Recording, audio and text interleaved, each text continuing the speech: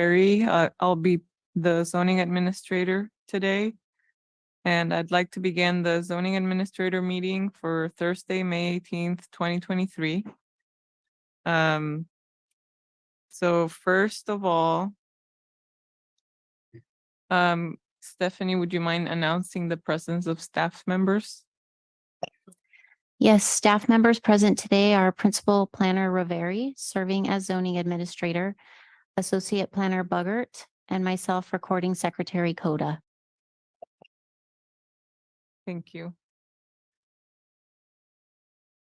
Let's first look at item number 2, approval of the April 6th, 2023 minutes. Stephanie, would you mind reminding the public how to join via Zoom? Members of the public are encouraged to join our meetings via Zoom Gov, a secure service that connects you live with no lag time.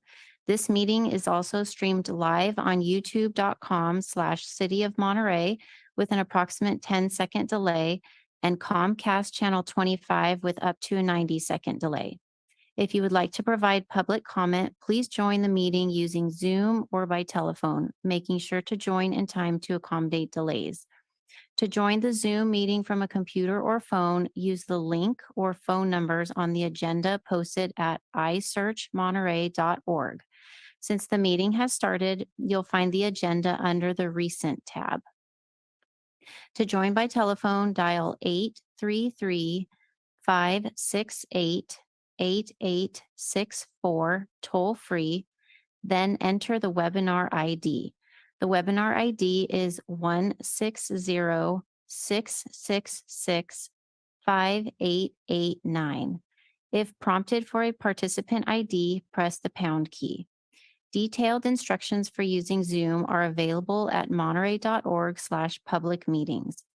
To provide public comment via Zoom, please use the raise your hand function at the bottom of your screen. To provide comments by phone, dial *9 to raise your hand, then *6 to unmute when called upon. Public commenters will be announced using their last 3 phone number digits or the name typed into Zoom. Public commenters will be muted until it is their turn to speak. Please turn off TV or computer speakers or go to another room while connected, as background noise interferes with the broadcast. Public speakers will be called upon in order of hands raised. There is a 3-minute time limit for today's meeting. Please stay within that limit. Thank you, Stephanie. Do we have anyone online who would like to make comments on the April 6th minutes? There is nobody online. Anyone from the council chambers today would like to make a comment on the minutes? Okay. I reviewed the minutes and I would like to approve them as submitted. So now let's move on to public comments for items not on the agenda. At this time, the public may speak for a maximum of 3 minutes on any subject which is within the jurisdiction of the Monterey zoning administrator and which is not on the agenda. Stephanie, do we see anyone online? There is nobody online. Okay, and I see no one in the chambers, so let's close public comments for items not on the agenda. And now I would like to open the first public hearing item, which is consider 2 Portola Plaza use permit application UP 230081 for an accessory use commercial restaurant business coffee shop. Applicant Eve Greco, owner Custom House Hotel Company Limited. Visitor accommodation facility zoning district, commercial general plan land use designation, exempt from CEQA per Article 19, Section 15301, Class 1. Do we have a staff report? We do indeed. Okay. I will share my screen.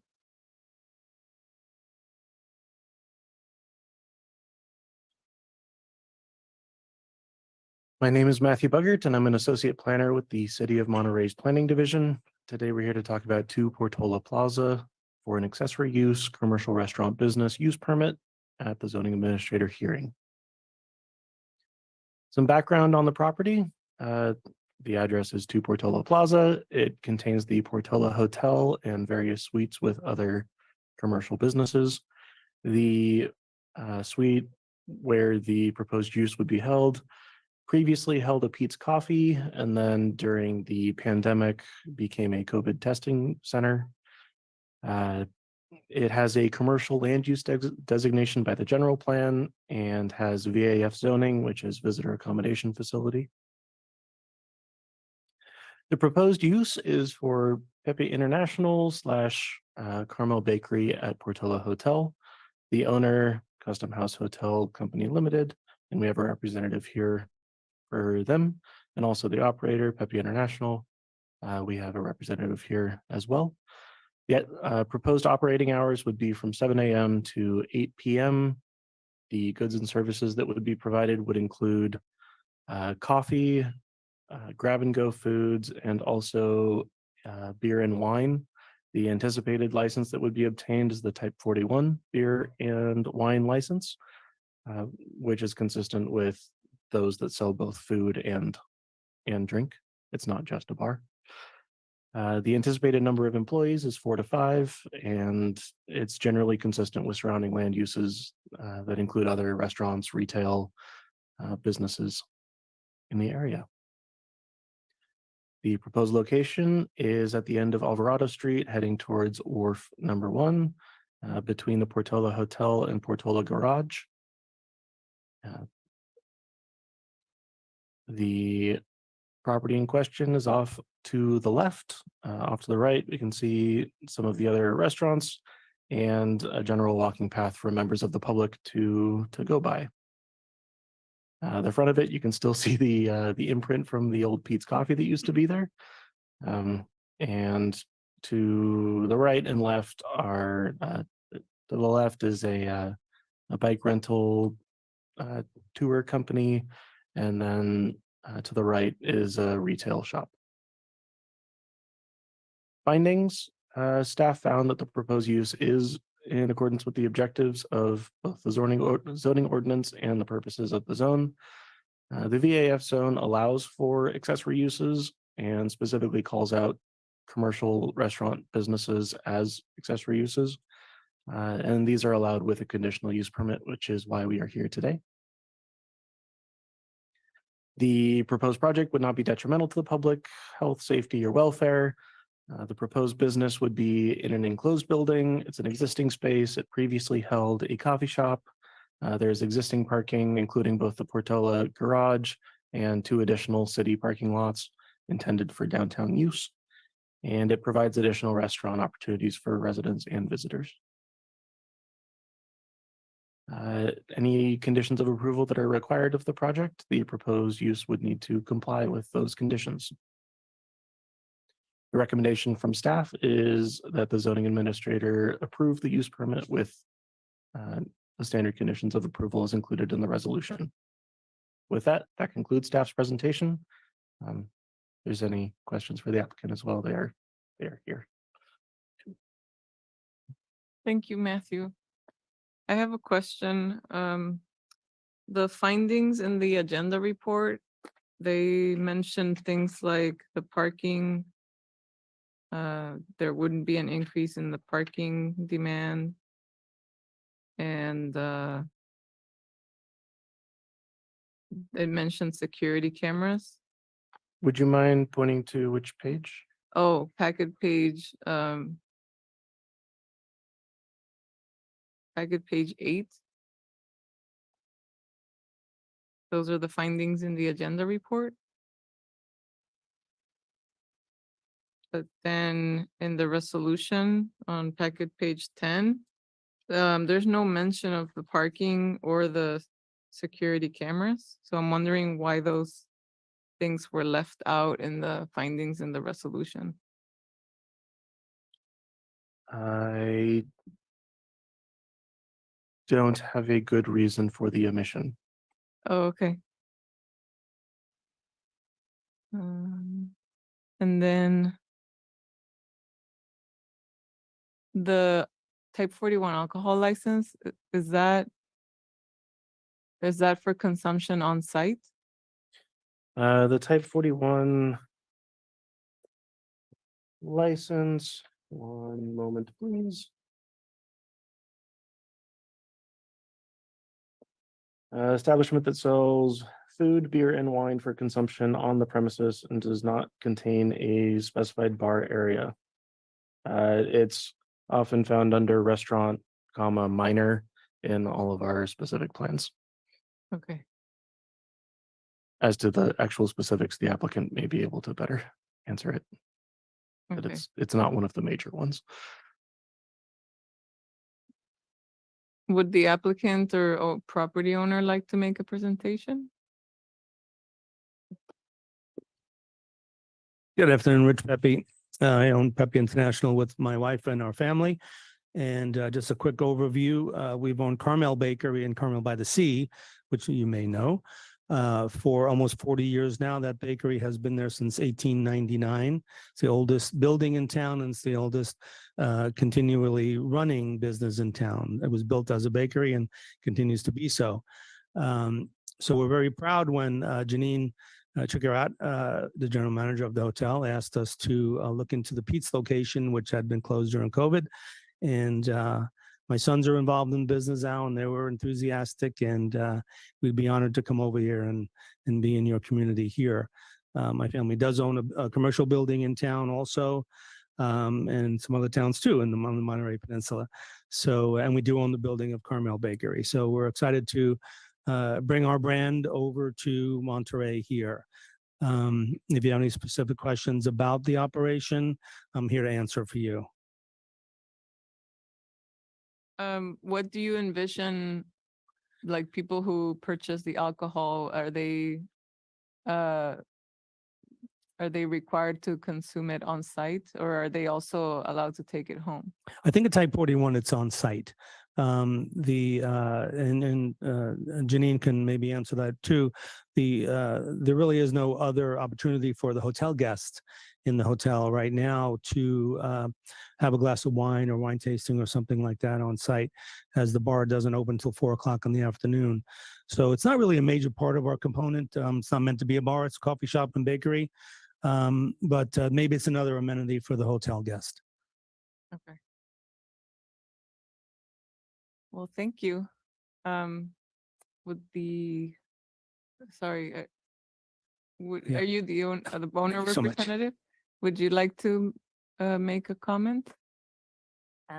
No, other than we're actually excited to get it back open again. I mean, we operated Pete's. We were a franchise hotel, actually operated that Pete's, and we know how the business runs. And Rich is an old friend, and I know his family will do a great job operating it. And I think it'll be great for the community, especially with all the festivals down in Custom House Plaza throughout the summer. And it's just going to be a nice addition down there. Okay, thank you. Stephanie, would you mind reminding the public how to participate via Zoom? To join the Zoom meeting from a computer or phone, use the link or phone numbers on the agenda posted at isearchmonterey.org. To join by telephone, dial 833-568-8864 toll free, then enter the webinar ID. The webinar ID is 160-666-5889. To provide public comment via Zoom, please use the raise your hand function at the bottom of your screen. To provide comments by phone, dial *9 to raise your hand, then *6 to unmute when called upon. Public commenters will be announced using their last 3 phone number digits or the name typed into Zoom.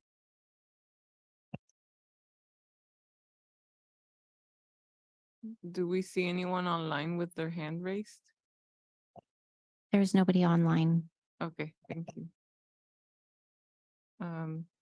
I will then close public comments. And I agree that the use would be beneficial to the community, and it's compatible with the commercial general plan land use. And it's also a compatible accessory use for the VAF building.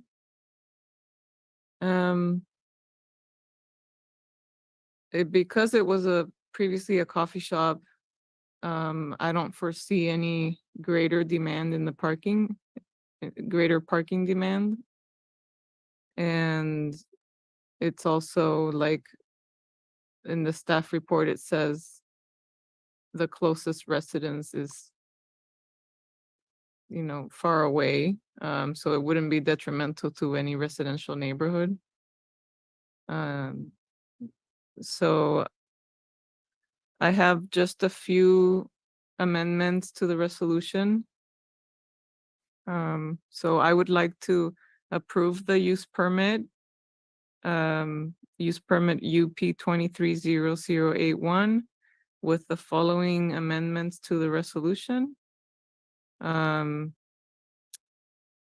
So it says, whereas notice is hereby given that decisions of the ZA are appealable to the planning commission. And then the correct city code section is 38-205. And then